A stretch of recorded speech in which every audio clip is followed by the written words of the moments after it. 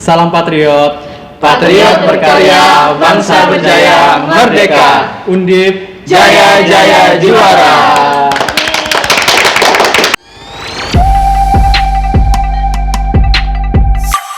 Para sahabat podcast dimanapun Anda berada, saya Nursaya Maulufa atau Uki kembali lagi di hadapan Anda sekalian. Dan kali ini tidak biasa, saya tidak berdua di studio ini, melainkan berempat bersama dengan tim Patriot Undip Semarang. Nah, kali ini saya akan berbincang banyak seputar topik pemetaan potensi dan tantangan kawasan transmigrasi Palolo. Nah, sebelum saya mendalami topik ini, saya mau menyapa dulu narasumber kita di sini. Halo, assalamualaikum warahmatullahi wabarakatuh. Waalaikumsalam. Halo, selamat pagi. Sahabat podcast. Halo, sahabat podcast. Pagi, sahabat podcast. Halo. Bagaimana ini, masih semangat teman-teman? Semangat Alhamdulillah, ya. selalu semangat setiap harinya. Oke, baik sekali sapaannya. Nah, setelah ini kita akan langsung berkenalan nih. Saya mau berkenalan mungkin dari ujungnya. Oke, silakan sebutkan nama dan posisi Anda di tim ini sebagai apa? Silakan. Oke, halo sahabat podcast, nama saya Irsandi Amra, saya anggota tim ekspedisi Patriot Universitas Diponegoro Semarang. Posisi saya di tim ini sebagai koordinator lapangan karena saya asli dari Sulawesi Tengah, sedangkan teman-teman semua dari Jawa. Oke, silakan di samping saya. Oke, halo sahabat podcast, saya Rahma Maulida. Saya sebagai anggota di sini dan khususnya di analisis dan pemetaan spasial. Oke, baik sekali. Nah, untuk Mbak di samping saya ini. Oke, halo sobat podcast. Perkenalin, aku Meila Fobianita dan di sini saya sebagai anggota dan khusus ke analisis kebijakan publik. Halo. Oke, silakan Mas. Baik, Kak Oki, terima kasih banyak atas waktunya. Halo sahabat podcast dimanapun Anda berada. Perkenalkan, nama saya Rifat Farhan, biasa dipanggil Rifat. Saya mahasiswa khususnya di sini dari FISIP dan di tim ini sebagai anggota sekaligus juga sebagai analisis kemasyarakatan dan juga merangkap sebagai sosial media di tim ini. Gitu. Salam kenal semuanya. Iya, salam kenal. Oke, salam kenal semuanya para narasumber saya sekalian gitu. Nah, kali ini kita di studio ini begitu rame ya. Jadi saya harapkan nanti kita akan membahas topik ini dengan begitu ramai begitu, dan jadi mohon bantuannya ya. Oke deh. Nah, di ujung tadi koordinator liputan Mas Irsandi ya. Iya. Iya. Terus ada Mbak Rahma, Iya. gitu ya, Mbak Milan ya. Iya betul. Dan Rifat. dan Mas Rifat gitu. Nah, saya mau menyelami topik kita gitu. Nah, tadi kan sudah memperkenalkan peran pribadi masing-masing di tim ini gitu ya. Nah, saya mau tanya nih, tim Patriot ini melakukan apa sih di kawasan Palolo? Utamanya ini kan kalau kita tahu nih, kawasan Palolo itu adalah daerah transmigran. Nah, di sana itu risetnya soal apa sih? Boleh diceritakan mungkin singkat gitu, gambaran umumnya seperti apa? Mungkin saya coba gambarkan sedikit ya. Ya. Jadi kami ini namanya tim ekspedisi Patriot.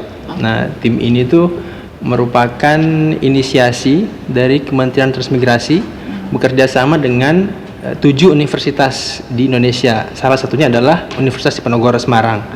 Nah, tujuan utama kami sebenarnya itu melakukan pemetaan potensi di kawasan transmigrasi di Sigi, yaitu kawasan transmigrasi Palolo. Jadi kami ditugaskan untuk melakukan penelitian, mengidentifikasi permasalahan yang terjadi di kawasan transmigrasi, dan pada akhirnya nanti akan memberikan rekomendasi bagi pemerintah daerah dan juga pemerintah pusat untuk melakukan program-program yang sesuai untuk perkembangan transmigrasi. Seperti itu. Oh, jadi ini selaras dengan topiknya kita ya tadi ya. Iya. Pemetaan potensi dan tantangan kawasan transmigrasi Palolo. Nah, tadi kan sudah disebutkan bahwa ini adalah program dari Kementerian Transmigrasi, dan bisa teman-teman sekalian mungkin tambahkan sejak kapan nih tim Patriot hadir di kawasan Palolo? Oke, oke. Jadi tim ekspedisi Patriot ini hadir di Sulawesi Tengah, khususnya Palo ini kita diterjunkan mulai dari bulan Agustus Kak Uki sampai nantinya Desember awal kita penarikan. Nah, di kawasan transmigrasi Palolo ini terdiri dari 3 output nih Kak. Jadi yang pertama terkait rekomendasi evaluasi kawasan transmigrasi, yang kedua terkait komoditas, yang ketiga terkait kelembagaan ekonomi. Nah, kami dari Undip sendiri terkait rekomendasi evaluasi kawasan transmigrasi, yang mana nantinya kita menganalisis nih, meriset dari sisi sosialnya bagaimana, ekonominya bagaimana, infrastrukturnya bagaimana, kemudian dari kelembagaannya bagaimana, ya nantinya kita nanti memberikan rekomendasi nih untuk apa saja yang menjadi perbaikan untuk di kawasan transmigrasi Palolo ini, begitu. Oke, baik. Jadi sudah ada di sini meneliti di kawasan Palolo itu sejak Agustus ya? Iya, Agustus akhir. Agustus akhir. Nah, itu kira-kira sampai kapan tuh nanti menelitinya? Izin gitu ya Kak, mungkin untuk riset kami sudah mulai 2 bulan yang lalu dari Agustus, September, dan Oktober, dan ini proses dalam penulisan laporan, karena apa yang kami dapatkan di lapangan kemarin itu kami tulis, dan yang nantinya akan kami buatkan policy brief gitu, akan kami bandingkan dengan peraturan yang telah ada, terus sama kondisi existing yang kami lihat di lapangan seperti itu ya. Jadi itulah yang nantinya muncul rekomendasi dari kami gitu. Oke, jadi sudah berjalan 2 bulan ini, Iya, sudah betul. melakukan pengamatan, Iya, observasi langsung ke sana ya. Iya, wawancara juga. Wawancara juga. Oke. Nah, sebelum kita mendalami itu, saya mau tanya nih, boleh diperkenalkan tidak? Tadi kan sudah diperkenalkan juga ini tim Patriot ini datangnya dari program dari Kementerian Transmigrasi gitu ya. Betul. Nah, saya mau tanya nih soal keterkaitan pribadi dengan program ini gitu ya. Oke, jadi tadi kan disebutkan bahwa Mas Irsandi ini kan salah satu orang lokal gitu ya di Iya, tim iya, ini betul. gitu. Betul. Nanti mungkin bisa diceritakan nih latar belakang masing-masing gitu dan kenapa bisa berkumpul nih di tim ini. Oke, silahkan. Mungkin bisa satu-satu menjawab soal ini. Ya. Silahkan mungkin dari Mbaknya. Iya. Ya. Oke, saya ikut program ini karena emang jurusan saya ada perencanaan nilai dan kota, jadi emang sangat linier. Terus dosen pembimbing kita juga dari perencanaan nilai dan kota. Oh begitu. Jadi ini semuanya dari ini perencanaan wilayah dan Beda-beda. kota. Jadi- Beda-beda. Oh beda-beda. Iya. Oh, sekarang masih mahasiswa atau sudah alumni dari Baru UNIF-nya? lulus Juli ini, Oh, baru tahun ini. Baru lulus. Iya. Oh, oke, jadi sudah sarjana gitu ya. Iya. Oke. Nah, silahkan lagi mungkin. Oke, kalau dari aku sendiri, kebetulan saya dari prodi Administrasi Publik di Administrasi Publik di Fakultas Ilmu Sosial dan Politik Undip. Jadi saya tertarik kenapa ikut program ini Kak. Jadi melihat program ini sebagai peluang untuk nantinya kontribusi terhadap pembangunan kawasan transmigrasi. Khususnya saya sebagai mahasiswa Administrasi Publik, nantinya saya juga sebagai menganalisis nih kebijakan-kebijakan apa yang nantinya kita akan rekomendasikan, kita akan buat juga untuk nantinya menjawab tantangan-tantangan apa yang ada di kawasan transmigrasi begitu Kak. Gitu. Jadi itu selinier dengan ilmu-ilmu saya yang telah saya pelajari sebelum-sebelumnya di prodi ini, dan sebagai mahasiswa juga saya dari masyarakat, tentunya akan kembali ke masyarakat gitu Kak. Jadi sekaligus kita melakukan pengabdian begitu. Jadi ya nggak hanya riset, tapi juga kita melakukan pengabdian ke masyarakat begitu. Oke, baik sekali. Nah, kalau yang Mbak ini, Oke, nah mungkin kalau dari saya Kak, saya nggak jauh-jauh sama si Rifat. Saya juga dari FISIP, tapi saya dari jurusan ilmu pemerintahan. Yang mana, iya, ilmu pemerintahan, orang politik. Jadi tujuan saya ikut terkait hal ini, yang pertama karena pas waktu kuliah dulu saya mengambil peminatan terkait tata kelola pemerintahan. Jadi saya melihat bagaimana birokrasi pemerintahan di Pemda khususnya atau Pempus untuk membuat suatu kebijakan, dan kebijakan itu apakah berjalan dengan baik, apakah bisa tertata kelola dengan baik atau bagaimana, karena sesuai dengan mandat birokrasi bahwasanya pemerintah itu harus good governance, bukan bad governance gitu. Jadi harus pemerintahan yang lebih baik. Dan karena memang dari anak sosial sendiri, jadi selain itu, di samping itu saya juga ingin mengabdi di masyarakat seperti tujuannya Mas Rifat ini gitu. Dan karena kan melihat bahwasanya mungkin untuk visi misi Pak Bupati di sini, di Sigi khususnya, itu kan lebih ke pengembangan pertanian dan pariwisata. Jadi untuk hal ini sudah sangat sangat didukung lah dari kebijakan politiknya Pak Bupati gitu. Dan terkhususnya kalau misalkan kita melihat Sigi ini punya potensi yang lebih besar yang perlu dikembangkan dan itu bisa menarik investor. Jadi dengan hal ini dari saya sendiri akan memanfaatkan teori yang pernah saya dapatkan untuk saya terapkan di dalam tim ini untuk melakukan analisis dari investor dan SWOT untuk melihat kondisi existing yang ada di kawasan transmigrasi Palolo Sigi ini gitu kan. Oke, Banyak baik banget sekali. ya. Tidak apa-apa. Baik sekali begitu rinci gitu dikaitkan dengan background pendidikan gitu ya, background Iya, keilmuan di ilmu pemerintahan gitu. Nah, yang terakhir nih, koordinator lapangan gitu ya. Silakan Mas Irsandi. Kalau saya sendiri juga sama seperti Mbak Rahma dari jurusan perencanaan wilayah dan kota. Kalau motivasi saya sendiri ikut kegiatan ini tuh yang paling besar itu ingin memberikan sedikit sumbangsi untuk daerah gitu ya. Ingin juga ikut berperan dalam memajukan daerah kita sendiri kan ya. Kita yang tinggal di sini masa orang luar yang bangun ya. Jadi sebenarnya sederhana itu alasan saya untuk ikut Untuk program ya, ini. untuk gitu. bisa lebih berdampak ikut juga ikut serta dalam memajukan Sulawesi Tengah itu pada umumnya. Oke, nah kalau saya melihat bahwa tim Patriot ini tergabung dari begitu ragam ya, dari multidisiplin ilmu gitu ya, dari pihak dari teknik gitu ya, teman-teman dari sarjana keteknikan gitu, terus ada dari ilmu sosial gitu. Dan kalau tidak salah juga di tim Patriot ini beragam latar belakang juga, ada yang masih mahasiswa gitu ya, ada yang sudah ada alumni dari Universitas Diponegoro Semarang ya gitu ya. Nah, tadi juga sudah agak disinggung nih gitu, kaitan dengan disiplin ilmu masing-masing gitu, apa yang mau disumbangsikan di dalam penelitian ini kayak gitu.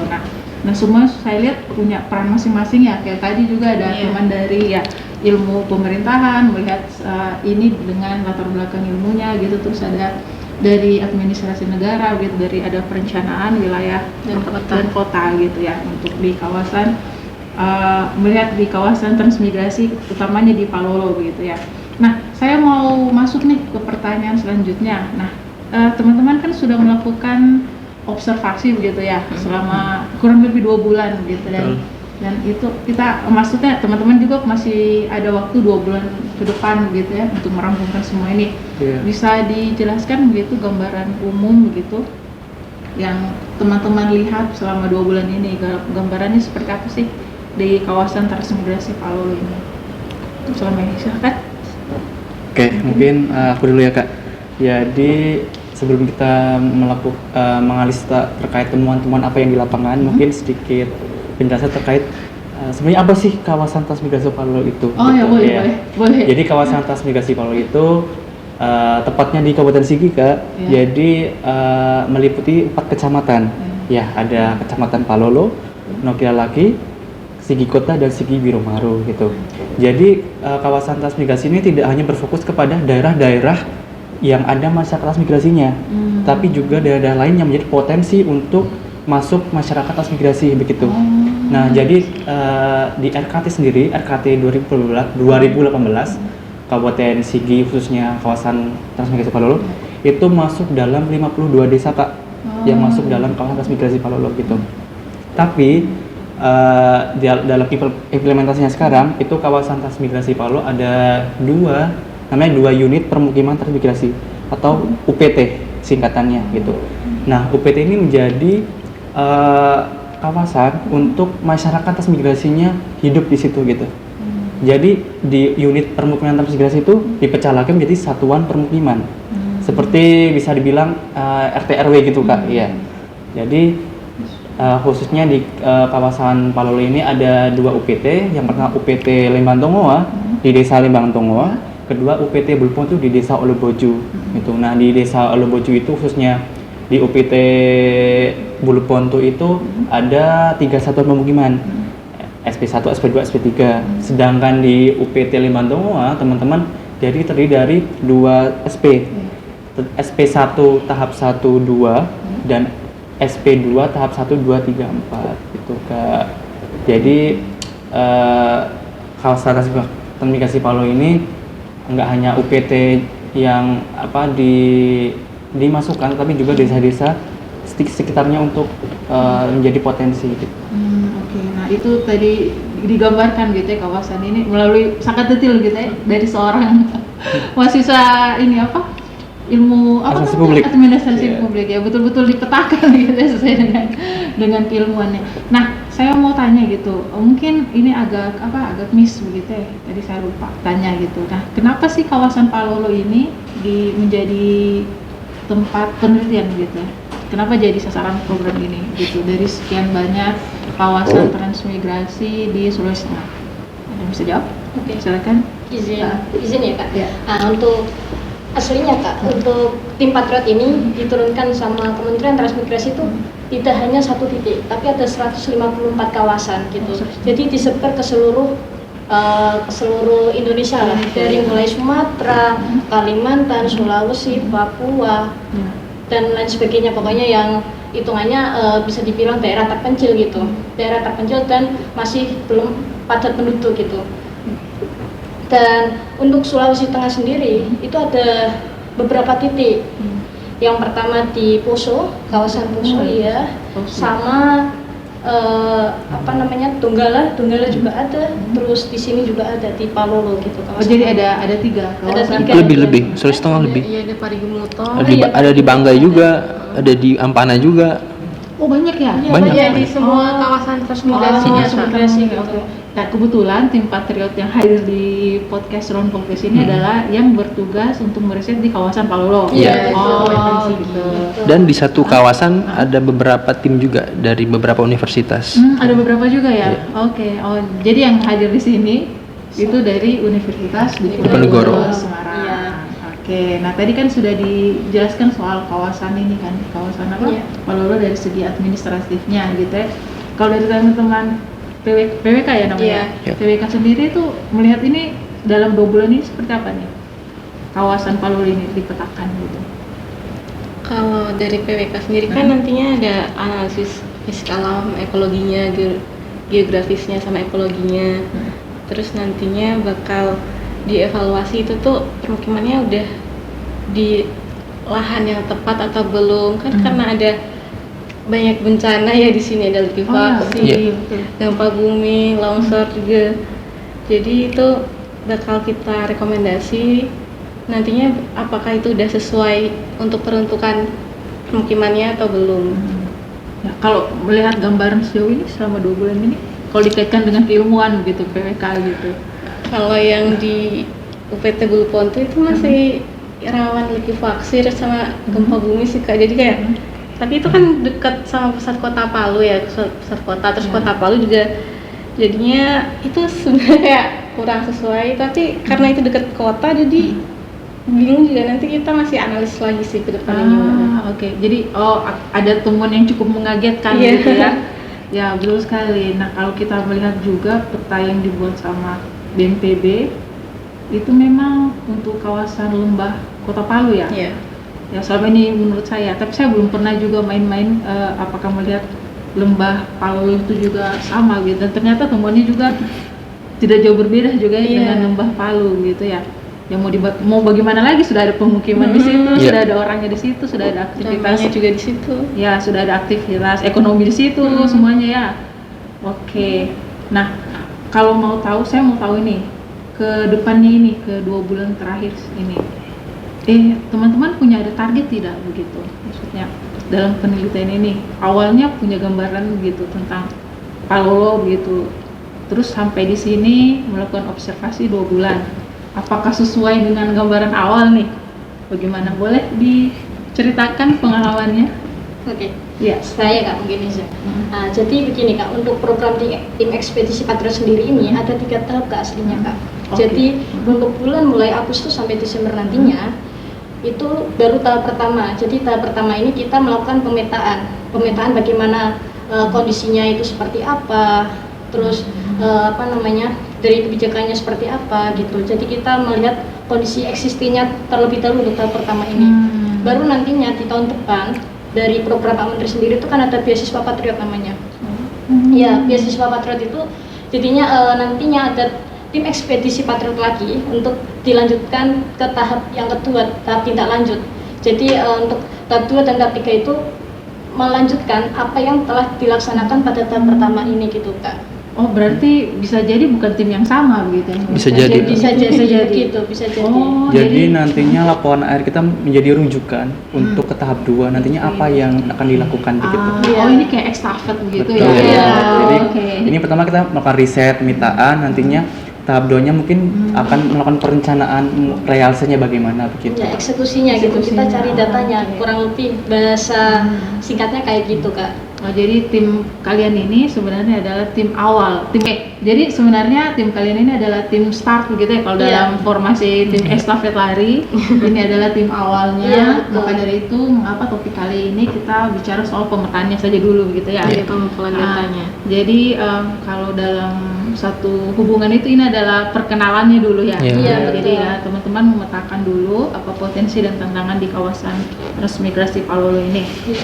Nah, ini kan sudah 2 bulan berjalan ya teman-teman ya. Ada hambatan begitu, tantangan di lapangan begitu atau suka dukanya begitu ya. Boleh diceritakan ini, utamanya juga tidak apa-apa juga Mas Irsan juga boleh Iya. berbicara soal Palolo karena selama ini kan tinggalnya bukan di Palolo kan. Bukan, jauh dari Palolo. Jauh dari Palolo. Silakan. Mungkin kalau hambatan ini hambatan di lapangan ya. Iya, iya. Hambatan di lapangan kalau untuk yang di UPT Buluponto Jaya secara kondisi alam kan masih aman lah ya kalau untuk ini. Adapun yang ada sih jalan-jalan yang jelek yang memang sudah berpuluh tahun belum dibangun di sana kan. Tapi ketika kami ke UPT di Leman Tongoa, nah itu ya kalau bisa dibilang jalur istighfar itu kesananya itu. Di situ kami betul-betul baru merasakan tantangannya di situ. Dari infrastruktur jalan, belum lagi nggak ada jaringan. Nah, itu semua yang itu sebagian kecil yang permasalahan di ini.